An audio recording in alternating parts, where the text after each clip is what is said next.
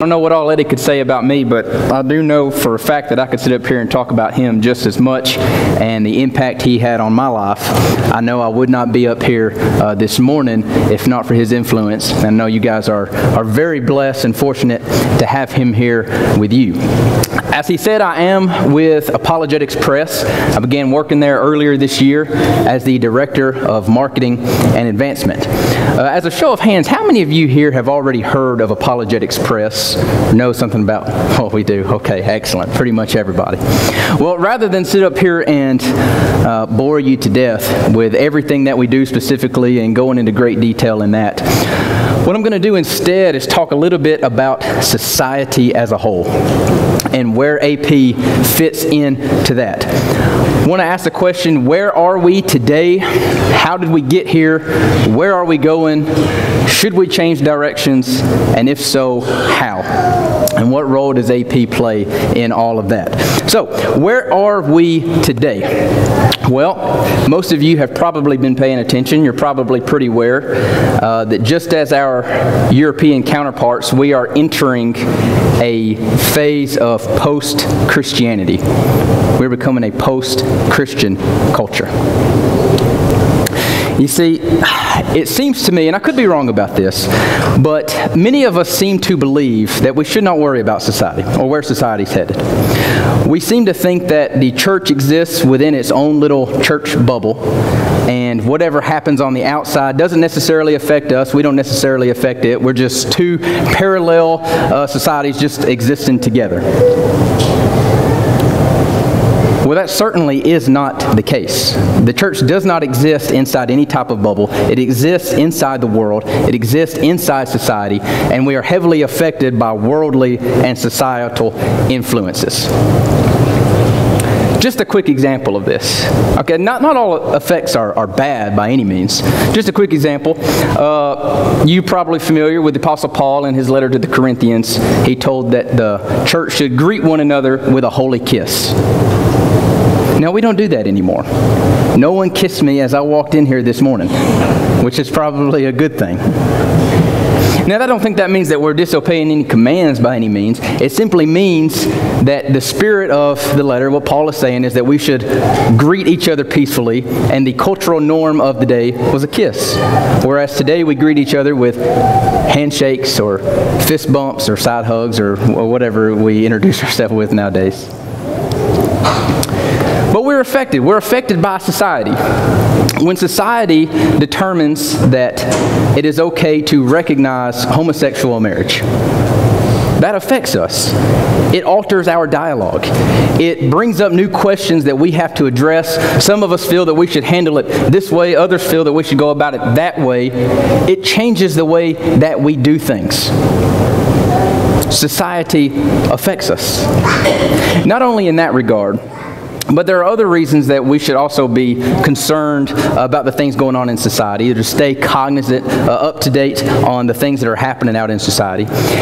If you want to bring people on the outside in, or if you want to relate to the young people who are in the church but who spend most of their lives outside the church, you have to be aware of what is going on. So what's going on? Well, as we said, we are slowly evolving into a post-Christian culture. And if you look at Europe, you'll see that they are already there. Okay, make no mistake about it. Today, those living in Europe, if you were to ask how many of you believe in the Christian God, it's approximately 10%. 10% of Europe believes in the Christian God as we do today. If you look at evangelicals, those who are concerned with Christianity, those who try to promote Christian values on a daily basis, those who attend worship services, it's about 5%. 5% of the European population. Now, we're not exactly there today in America. However, we are certainly trending in that direction.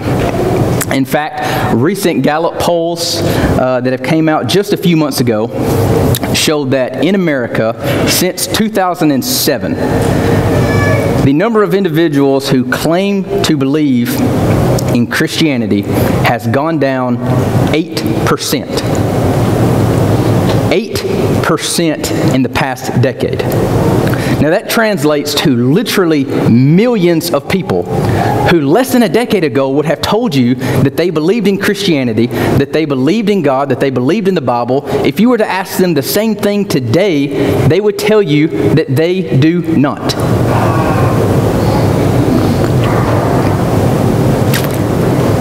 How did we get here? How did we get to this point?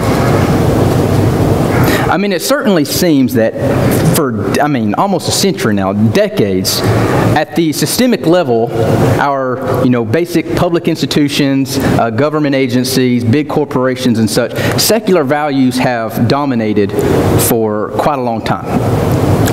But it seems to be just recently that this wave of secularism has begun to filter down into the entirety of the social strata. It's just today it seems like that high school students are beginning to profess atheism and non-belief at a pretty high rate. Why is this the case? Well, obviously that's a very complex question that has all sorts of factors that go into it. But I will tell you one reason that I'm pretty confident is causing this trend. The internet. The way that information is now circulated on the internet and social media. Now, 25 years ago, if an atheist or a non-believer or any other individual wanted to write an attack on the church and wanted to write down his or her beliefs about why God did not exist, unless it became a New York Times bestseller, unless it hit a major or local news outlet, nobody probably ever heard about it. It is not that way today. It's not like that at all. If you look at any type of well-known atheist, such as Richard Dawkins, Sam Harris, any of those guys, anytime they open their mouth, if they give an interview, if they go to a college to give a lecture, if they write something down, it finds its way on the internet in the most sensational form that it can, and it gets spread around like wildfire. Now, any of you here who are on social media probably know exactly what I'm talking about. You may not have seen it in religion as much, but I guarantee you, if you have any friends who are the least bit political, you've seen this type of sensational blogs and whatnot that get spread around. How many of you have seen some Western journalism or Conservative Tribune, something of where Hillary Clinton gets destroyed by Trey Gowdy, right? Or 5 reasons all Republicans are so stupid. Things like that. You look at it and you're like, a kid wrote that, but it's so sensational. Certain words are big and you just have to click it and read it. Folks, every day I get on, I have friends who are non-believers. Every single day I get on there, I'll see atheist Professor Richard Dawkins destroys Christian. 5 arguments of why we know God can exist. Please ask your Christian friends to explain this. It's on there every single day. And our kids, our young people in particular, are seeing it. Their friends are sharing it. They're reading it. They're absorbing it. And I'm not sure that the church is responding adequately. I'm not sure the church has such a good presence on the internet. I'm not sure we're doing a good enough job of meeting these young people where they are today.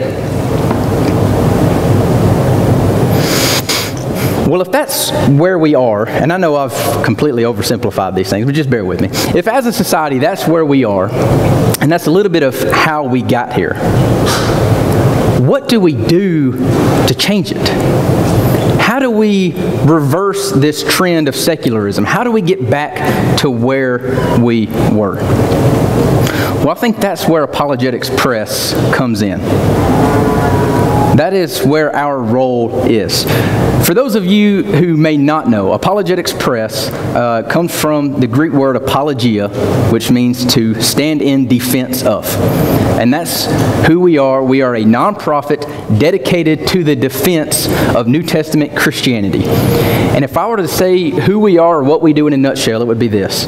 We have some very brilliant men, professionals. They all have upper-level degrees, a lot of PhDs. They're experts in their field, and they spend all day, every day, working, doing everything that they can to further the Lord's kingdom. Every single day, they're reading and they're writing something in the defense of Christianity. Every single time a popular atheist writes a book, somebody at our organization is reading it, they're taking notes in it, they're passing it around to everybody, and they're going to write some type of response to it. That's what we do. A few years ago, the men at Apologetics Press said, you know, if the internet is where most Americans are going to be getting the bulk of their information, then we are going to invest in the internet. And that's what they did. They invested a lot of resources in creating a top-of-the-line website. I mean, not to brag, I know I work there now, but I don't think that there's anything else like it in the entire brotherhood.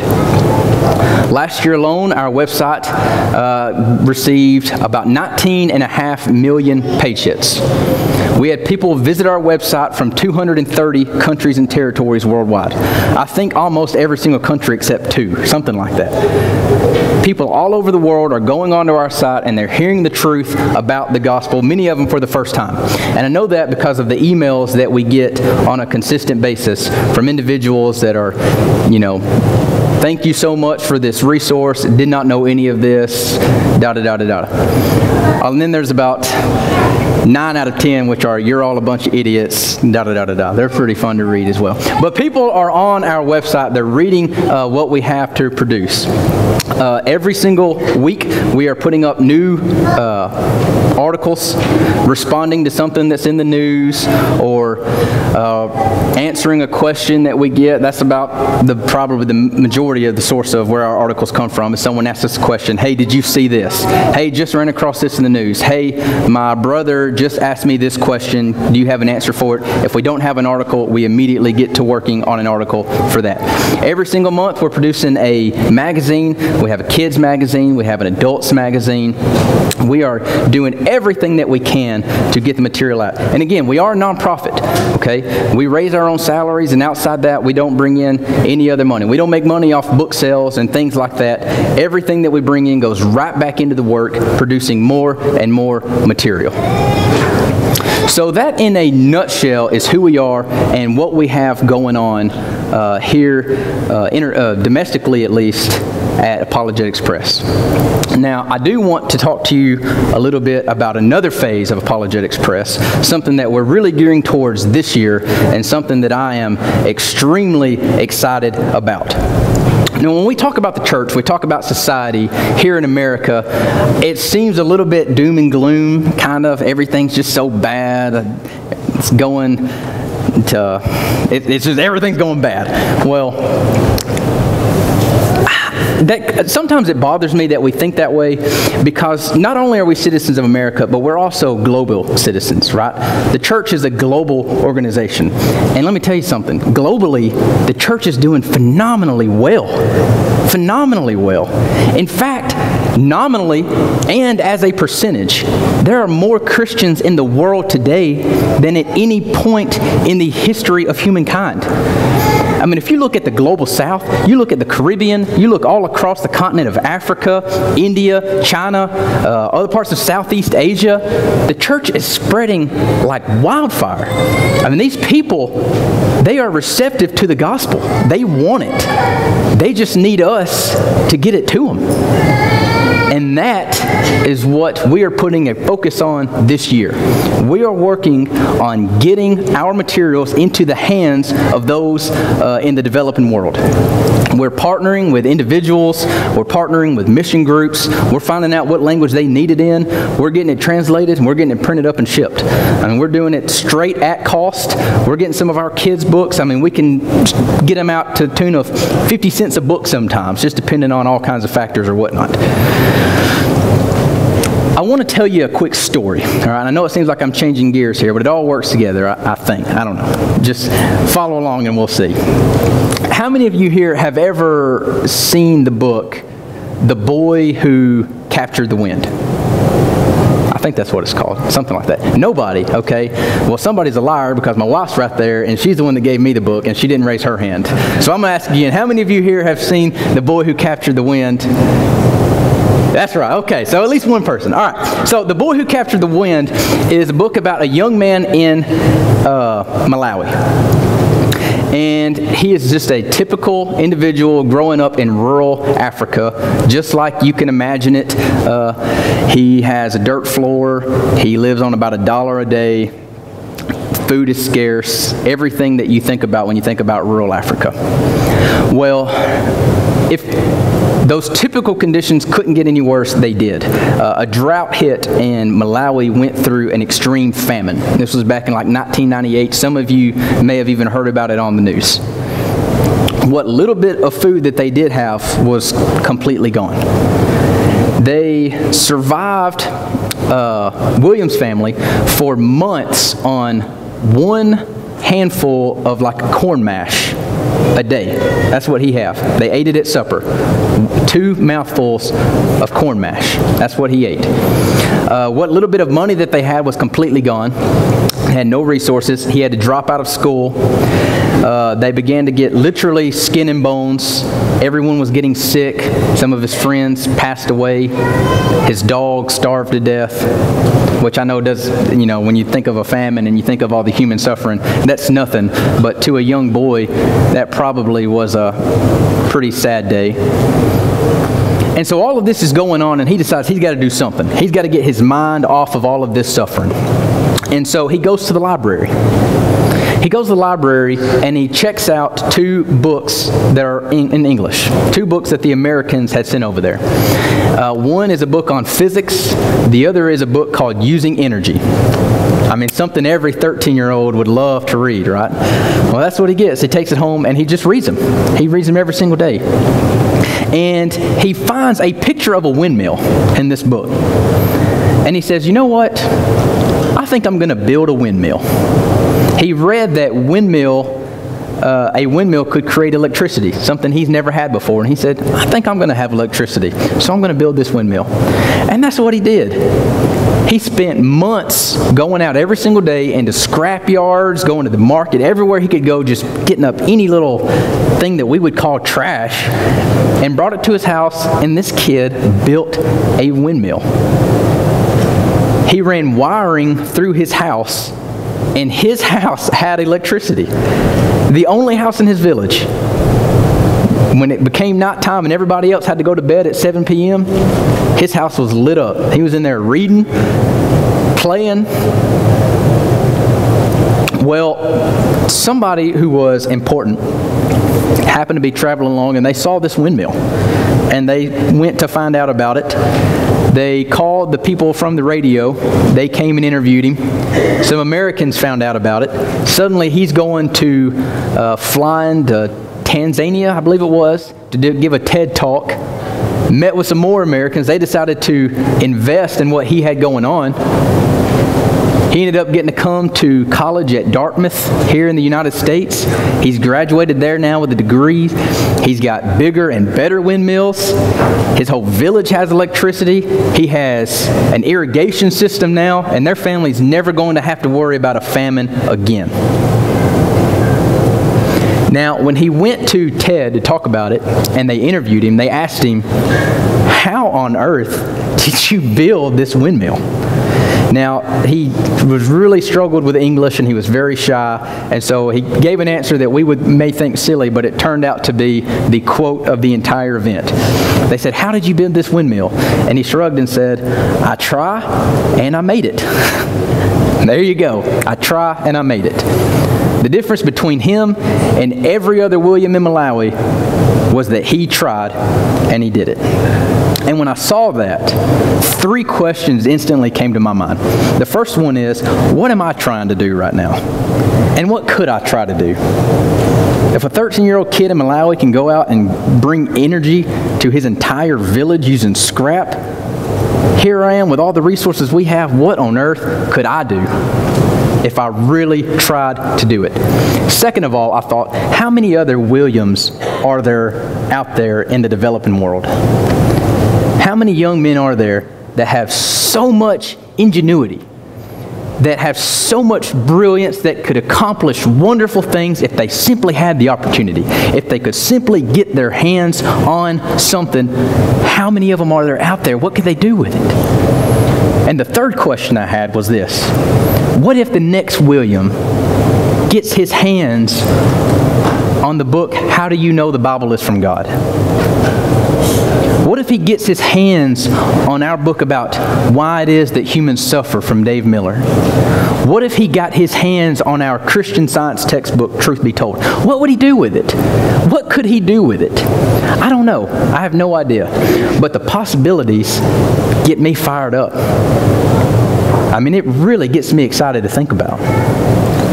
Now, later this month, we at Apologetics Press, we're sending 7,500 Truth Be Tolds, our Christian Science textbook, into Malawi. We have an individual there on the ground. We've been working on this for months now. We have the funding in place. It's happening. He's going to be able to put them into the public schools there. 7,500 kids are going to get their hands on a book explaining how we got here using biblical science. Later on, we're going to be sending 18,000 of our early reader series into Haiti. Our early Christian books for kids. We have some people on the ground there. They said, hey, we need some books. We said, we got them. Let's make it happen, and we did. 18,000 are going to be going into the public schools in Haiti. Folks, we really are changing the world. I mean, the world is getting smaller. Globalization is happening. The world is focused on international development, and it's coming. The question is, what role is the church going to play in this international development? I think we can play a huge role. I really do want us to. These individuals, they need clean water. They need education. They need infrastructure. They need resources. They need business plans and microloans. They need those things. I get that. But they need, more than anything, is the truth. They need to hear the name of Jesus. And still, today, there are 1 billion people out there, 1 billion approximately, that have never heard the name of Jesus Christ. We can do something about it. We really can.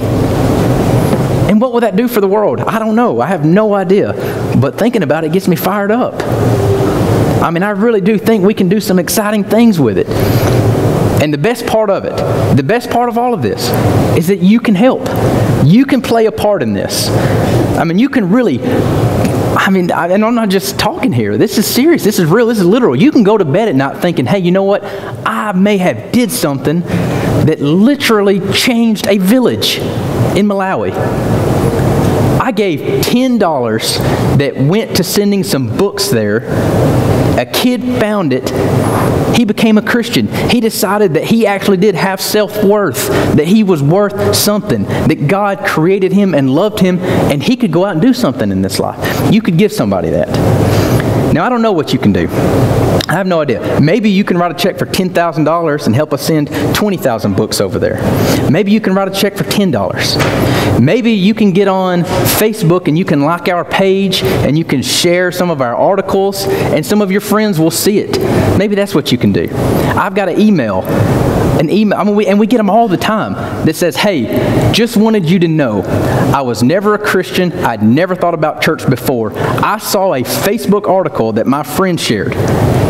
I clicked it. I read it. I got onto your website. I spent days, and I'm going to become a Christian, and I want to thank you guys so much for what you do.